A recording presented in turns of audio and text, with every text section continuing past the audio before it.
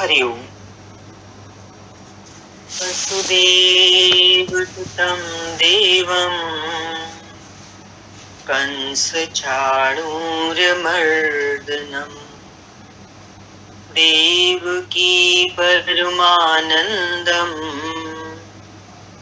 कृष्णं वन्दे जगद्गुरुम्।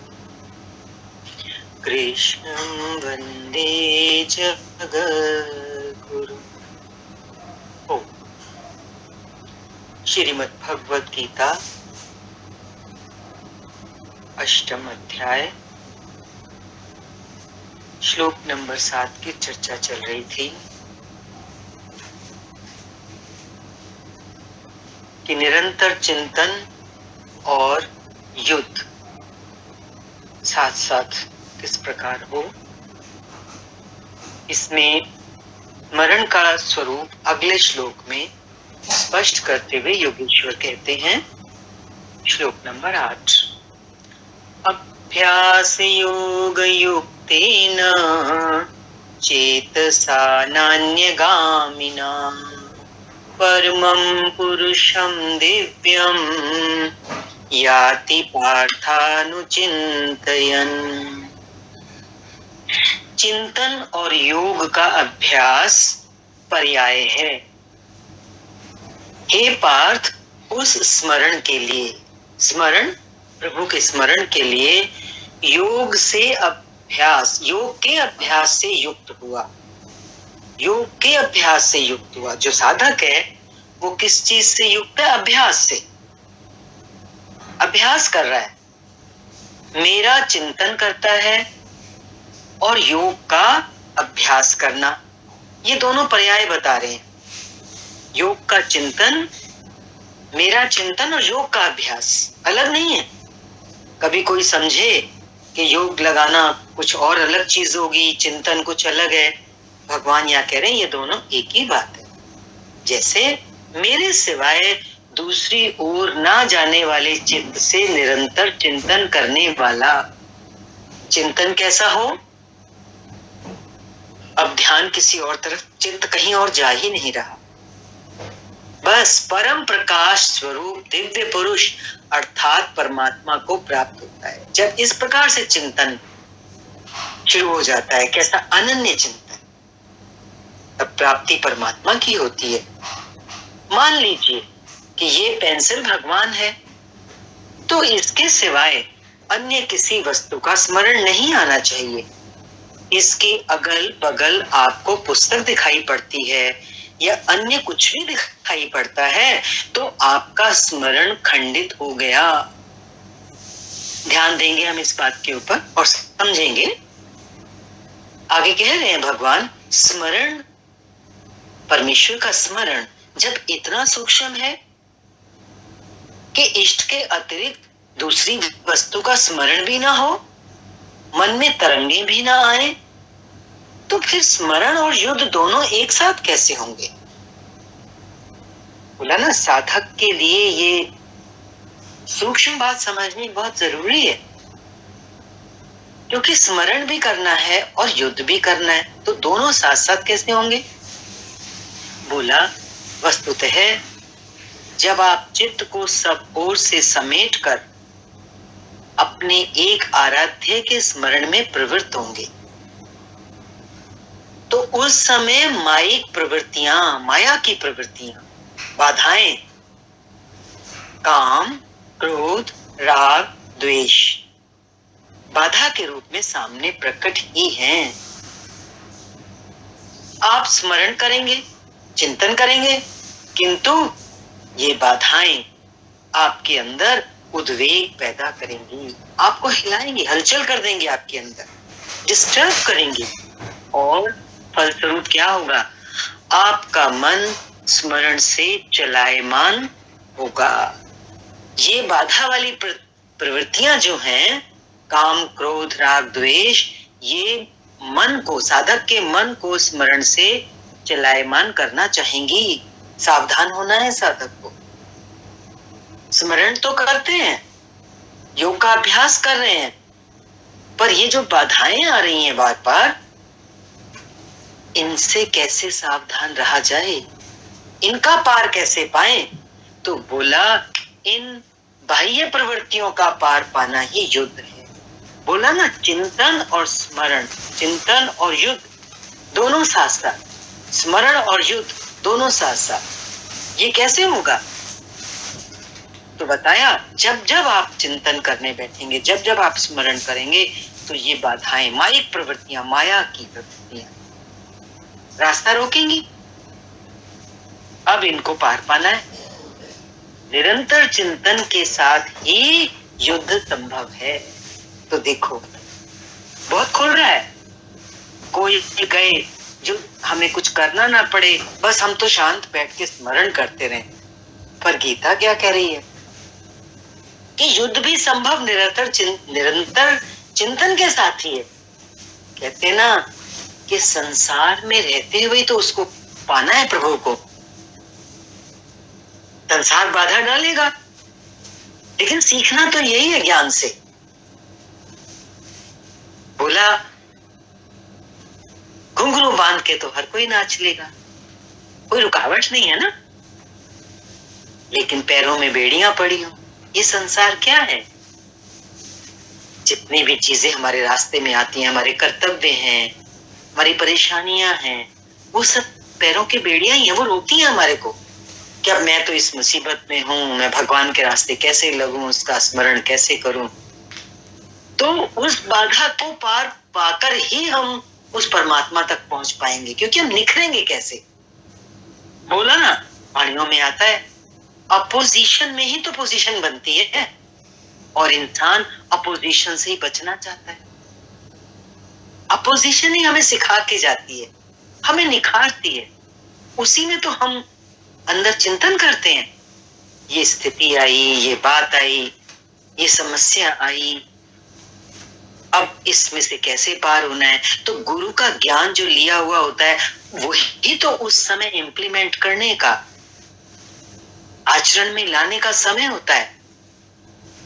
अब कभी कभी साधक घबराता है, थ्योरी तो सुन ली, जीवन में जब घटना हुई, कोई बात आई, समस्या आई, तो अब उस थ्योरी को प्रैक्टिस में करना है, अप्लाई, उसमें दम लगाना पड़ता है।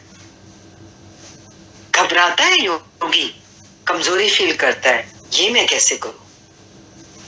कहते ना, ये ज्ञान तुम्हें झुकना, मरना, मिटना, मुड़ना सिखाता है। और जब वक्त आता है झुकने का, मरने का, तब मन कितना रोता है, हैं? वही तो है, वही तो अपने आप को साधक ने खड़ा करना है। अगर वहां अपने आप को साधक ने खड़ा कर लिया, तो यही तो उसकी जीत है, माइक प्रवृत्तियों की। यही तो पार पाना है माइक प्रवृत्तियों का। इस बात को समझने की बहुत सख्त जरूरत है। बोला ना, जीवन को समझना है, जीवन क्या है। गीता हमें कितना रास्ता दे रही है, स्मरण भी और युद्ध भी, दोनों साथ साथ। गीता का एक भी श्लोक बाह्य मारकाट का समर्थन नहीं करता। तो सवाल उठता है, चिंतन किसका करें? इस पर कहते हैं, कविम पुराणम मनुषासितारम अणोरणीयाम स्मृत्य सर्वस्य दाता रमचिन्त्य रूपम आदित्य वर्णम तमसः परस्तात्। उस युद्ध के साथ वह पुरुष सर्वज्ञ, अनादि, सबके नियंता, सूक्ष्म से भी अति सूक्ष्म, सबके धारण पोषण करने वाले, किंतु अचिंत्य परमात्मा है, सबके धारण पोषण करने वाले, लेकिन कैसे हैं? अचिंत्य हैं, चिंतन में नहीं आते हैं। कारण क्या है? क्योंकि जब तक मनुष्य के अंदर उसका चित्त और चित्त में उठने वाली लहरें हैं, तब तक वह सर्वज्ञ, अनादि, सूक्ष्म से भी अति सूक्ष्म जो है वो दिखाई नहीं देता। चित्त के निरोध और विलय काल में ही जो विदित होता है, परमात्मा के विदित होने की पहली जरूरत क्या है, सीढ़ी क्या है? चित्त का निरोध।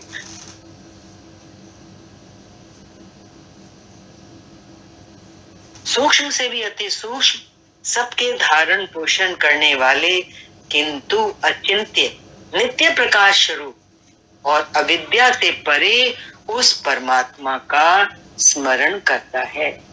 उस युद्ध के साथ साथ साधक जो है उस परमेश्वर का स्मरण करता है। असली स्मरण यही है। पीछे बताया मेरा चिंतन करता है, मेरा चिंतन करता है। पीछे भगवान श्री कृष्ण बोल रहे थे मेरा चिंतन करता है, और यहां कहते हैं परमात्मा का चिंतन करता है। अतः उस परमात्मा के चिंतन यानी कि उस परमात्मा के ध्यान का माध्यम तत्व स्थित महापुरुष है। सीधे ऐसे हम, क्योंकि वो अचिंत्य है, सूक्ष्म से भी अति सूक्ष्म है, उस परमात्मा का चिंतन कैसे करेंगे? इसलिए भगवान ने यहां हमारे को इशारा कर दिया है कि उस परमात्मा का चिंतन, उस परमात्मा का ध्यान करते ना लोग, तो कैसे होगा? ऐसे सीधे उस निराकार की पकड़ नहीं कर सकते। तो उस परमात्मा का ध्यान, उस परमात्मा का चिंतन का जो माध्यम है, सहारा हमें किसका लेना है? तत्व स्थित महापुरुष। इसी क्रम में भगवान आगे बता रहे हैं, प्रयाण काले मनसा चलेन भक्त्या युक्तो योग बलेन चैव भ्रुवोर्मध्ये प्राणमावेश्य सम्यक् सतं परम पुरुषमुपैति दिव्यम्। जो निरंतर उस परमात्मा का स्मरण करता है, अब देखो ऊपर परमात्मा हमें क्लियर हो गया है, माध्यम हमारे महापुरुष ही होंगे, तत्व स्थित महापुरुष। जो निरंतर उस परमात्मा का स्मरण करता है वह भक्ति युक्त पुरुष मन के विलीन अवस्था काल में, मन विलीन हो गया परमेश्वर में, ऐसी अवस्था में योग बल से, योग की शक्ति होती है ना, उस बल से अर्थात उसी नियत कर्म के आचरण द्वारा। योग बल कैसे प्राप्त हुआ? नियत कर्म से। योग बल का मीनिंग भी वो नियत कर्म ही दे रहे हैं। नियत कर्म करते करते करते करते क्रमशः उत्थान होते होते इतना योगी सशक्त हो जाता है, आंतरिक सशक्तता। तो क्या बता रहे हैं? नियत कर्म के आचरण द्वारा ऐसा साधक प्रकृति के मध्य में प्राण को भली प्रकार स्थापित करके, प्राण को भली प्रकार स्थापित करने का क्या तात्पर्य है? प्राण और अपान जो श्वास अंदर जा रही है और बाहर आ रही है, उसको भली प्रकार सम करके, अब ये प्राण को और अपान को, श्वास अंदर जाने और आने वाली को सम करने से क्या मतलब समझे? माना ना अंदर से उद्वेग पैदा हो रहा है, अंदर से कोई संकल्प नहीं उठ रहा, और ना बाह्य संकल्प कोई अंदर जा रहा है। एक तो संकल्पों से शून्य हो जाता है ऐसा अंतःकरण, नियत कर्म का आचरण करने वाला योगी, और सत रज और तम, ये जो तीन गुणों में वर्तता है जीव, ये भी उसके भली प्रकार शांत हो, प्लस तुरंत जो है ध्यान का जो केंद्रीकरण है, वो ध्यान कहाँ केंद्रित हो? इष्ट में ही स्थित हो। उस काल में भी वह अचल मन, ऐसा स्थिर मन और ऐसी स्थिर बुद्धि वाला पुरुष उस दिव्य पुरुष परमात्मा को प्राप्त होता है। सदा याद रहे, सतत स्मरणीय है कि उसी एक परमात्मा की प्राप्ति का विधान योग है। देखो बार बार इशारा करते हैं भगवान कि कोई गलती से भी इस बात को ना भूल जाए कि परमात्मा की प्राप्ति कैसे होगी, उसका मार्ग क्या है, उसका साधन क्या है।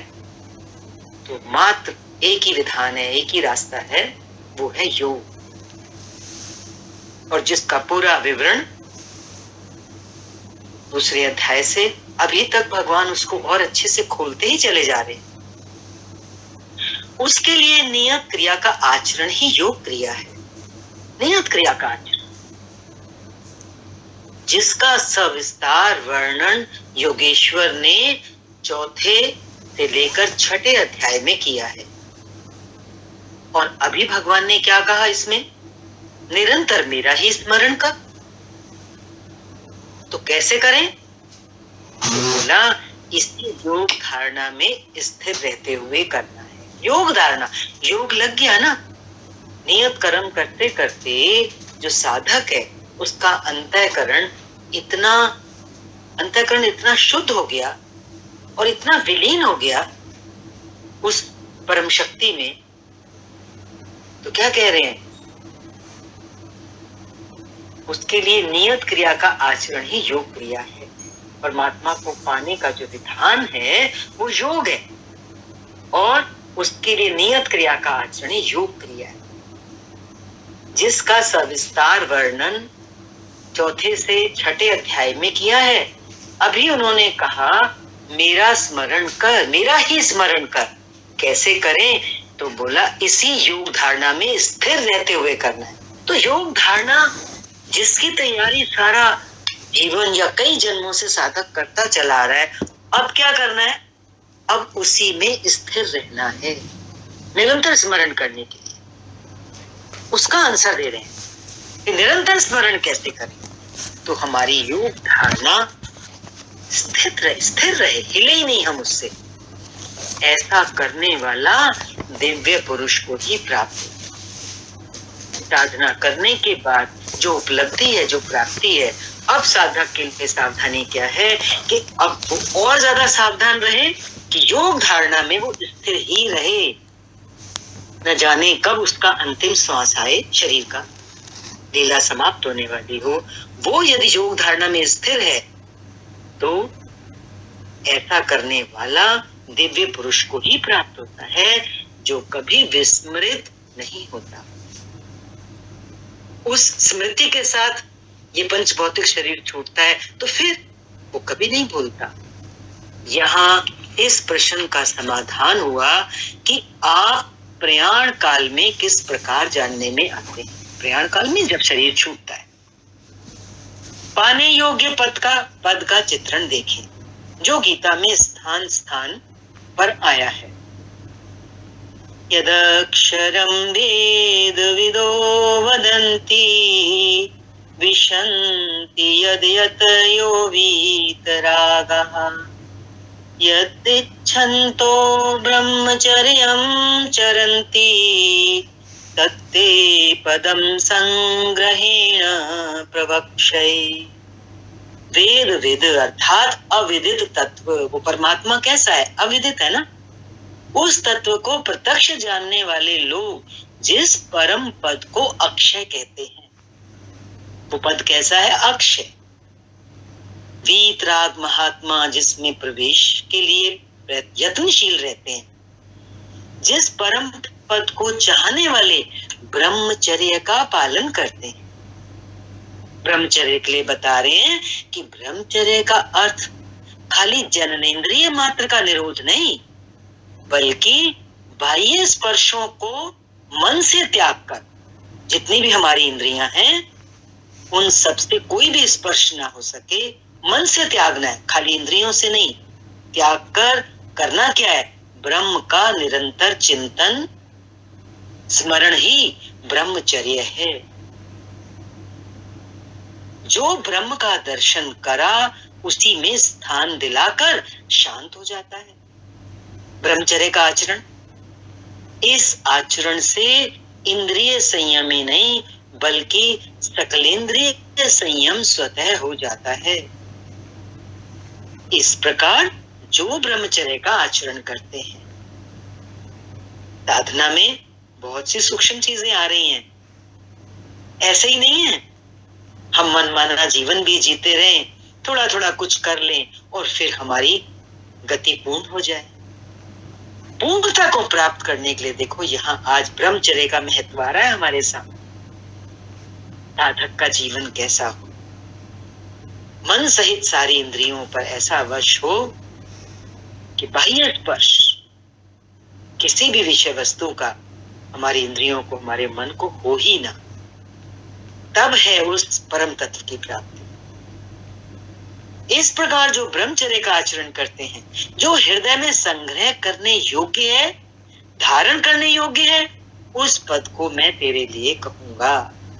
वो पद है क्या, कैसे पाया जाता है, इस पर योगेश्वर श्री कृष्ण कहते हैं। अगली बार लेंगे श्लोक नंबर 12। ओम